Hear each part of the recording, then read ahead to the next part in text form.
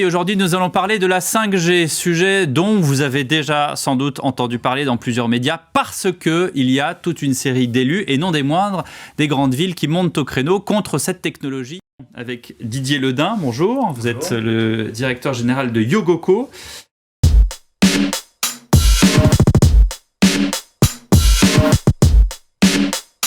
C'est-à-dire qu'on est en mesure aujourd'hui de proposer des solutions à la base de technologies existantes, proposer des nouvelles fonctions de sécurité routière et de services.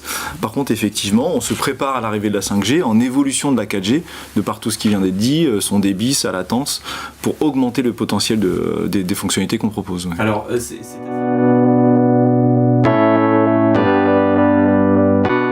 Dans très peu de temps, les infrastructures vont disposer de caméras qui vont permettre de détecter les piétons et d'envoyer les informations au véhicule qui ne voit pas le piéton parce qu'il n'a pas encore le champ de vision lui permettant de le voir, d'avoir l'information de la présence de ce piéton-là.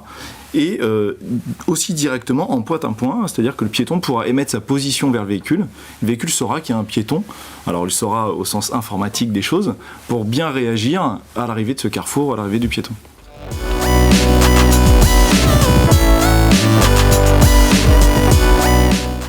La solution qu'on propose va apporter justement des solutions à ce projet-là, dans cette connectivité et comment le 5G peut apporter des avantages qu'on lui promet, mais surtout nous on apporte le hub de connectivité, c'est-à-dire la manière dont le signal sera transmis, et cet aspect logiciel est primordial à cette capacité de la 5G à communiquer avec un véhicule ou une infrastructure. Ça, c'est des choses qu'on peut déjà plus ou moins voir parce qu'il y a des essais à l'Utaxeram. C'est ça.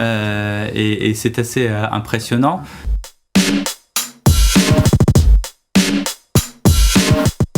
Je peux me permettre, Tony, via la connectivité, tout court.